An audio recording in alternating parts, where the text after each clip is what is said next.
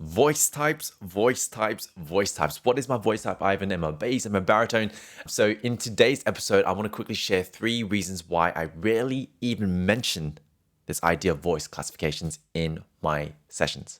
And so, if this is something you're curious about, something you want to learn more about, check out this episode.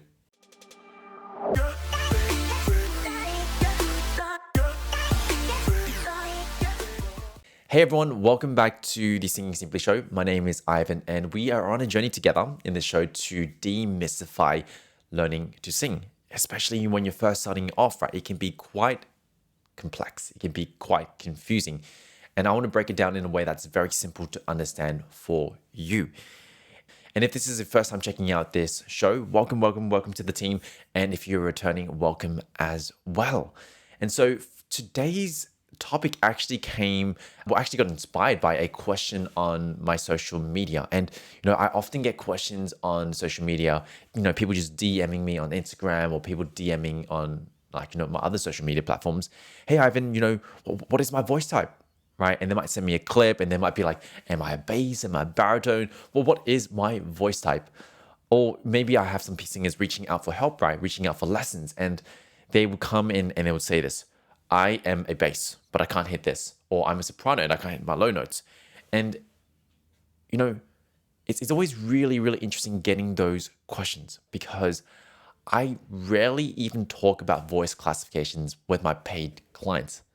And so for today, I actually really wanted to share 3 very simple reasons why I don't spend so much time on it. I really don't spend so much time on voice classifications at all. So let's quickly run through them. So number one of the biggest reasons why I don't talk about voice classifications much in general is this question: how does it actually serve you? Right? How does it actually help you? Which means, if I told you you were a bass, if I told you were a baritone, if I told you were a soprano, what would you actually do with that information? And I think there are definitely some uses for it.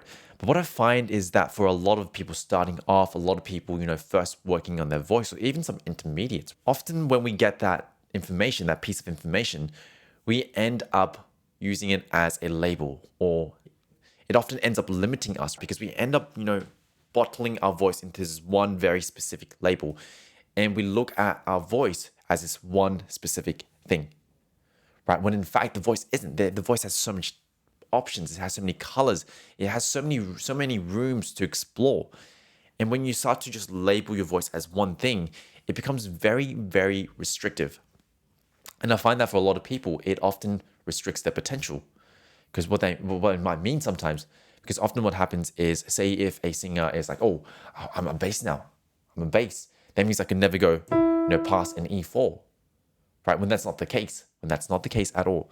Right? Or when I'm a baritone, oh my gosh, I can't hit any high notes. Right? All those tenor songs, all those really high songs, I can't sing them. And so what happens is when you start to use this information, or when you get so absorbed, or when you're so focused on what is your voice type, you end up getting stuck. You end up getting stuck and you end up digging yourself a hole.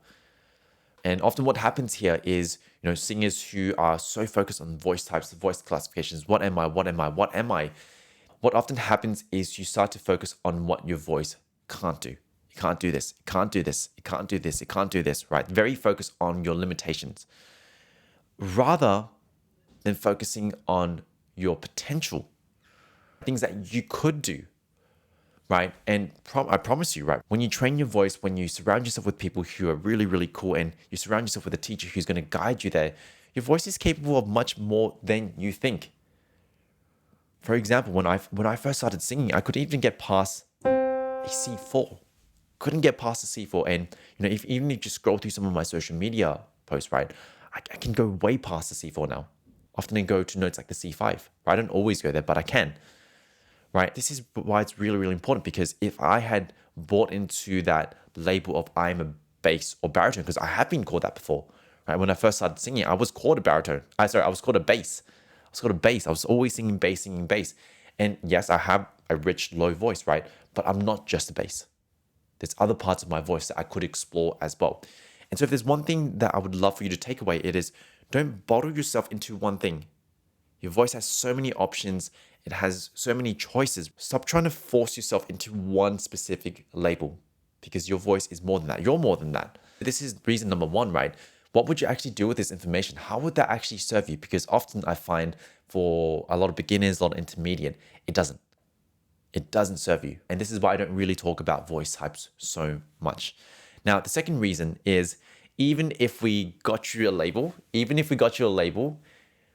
maybe you're a bass, baritone, maybe you're a soprano, maybe you're a alto. The crazy part is everyone defines it differently.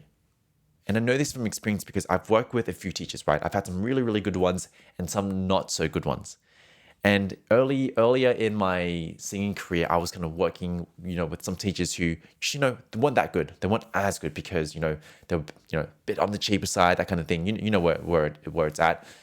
And I was obsessed, similar to some of you out here. I was obsessed with what my voice type was. What is my voice type? What is my voice type? And you know what I found? Every teacher gave me a different answer. Some teachers were like, "Oh, wow, you're a bass. You got such a low, rich part of your range." Then I had people who tell me, "Oh, you're a baritone." And then I had, some teachers like, "Oh, you're just a tenor in disguise. You just got to work on your upper range." And once again, it didn't serve me. Why am I sharing this story? The reason why I'm sharing is, even the professionals themselves, even the people who have got some experience under their belt, there isn't this objective lens. There isn't this like, you are a tenor, you are a bass if you do this, you're a baritone if you do this. I think there are common areas. There are things you can notice, right? But even the professionals, right? Even us as professionals, we don't have, a specific definition all the time. And even for us as professionals, right? Our definitions do vary. And so what this means is if you try to chase, what your teacher says or like, what someone else says your voice type is, you might be chasing a never-ending question. And so this is reason number two, right? Everyone labels things differently. Every teacher labels voice types differently. And so if you just go by one teacher's standard, it's not going to serve you. It's really not going to serve you, right? And last but not least, reason number three. The reason why I don't really explain or don't share much about voice types is because we often end up breaking them anyway. We often end up breaking those limitations or breaking those labels anyway, right? You hear countless stories of where, especially in the classical world, baritones training and then they transition into becoming a tenor. And this often happens when they just train their voice a bit more, right? They access a higher note, they start to develop their range, they start to be able to go throughout their range much, much better. And reason number three, the final reason is we often end up breaking those rules anyway. Even after you've asked for a voice classification, even after you've got an accurate one, your voice has so much potential and you often end up breaking it anyway, right? Maybe you start getting comfortable at different parts of your range. Maybe your tone changes. Maybe you learn to place your sound slightly differently. Maybe you start to access your high notes. All of this, when you do it through training, when you do it through guidance, you start to break these barriers, right? If anything, look at some of the vocal freaks, like, people who have got 5-octave ranges or, people who can switch between female and male sounds. How would you classify them?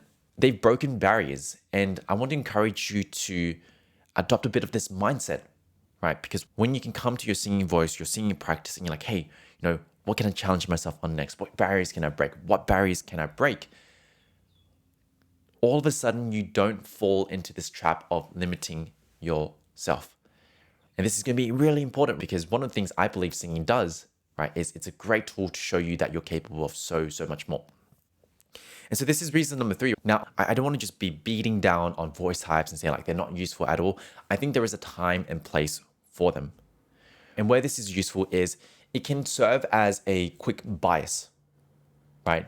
Similar to how, first impressions count. When you are, meeting someone and you can get a good feel of where they are in the first couple of seconds, voice types can be a bit of that as well. It can allow you to quickly determine what are some of the strengths, some of the weaknesses in a person's voice, right? And they use this a lot in classical music when they came to organizing parts, right? When you had a lot of people and you had to quickly organize parts, right?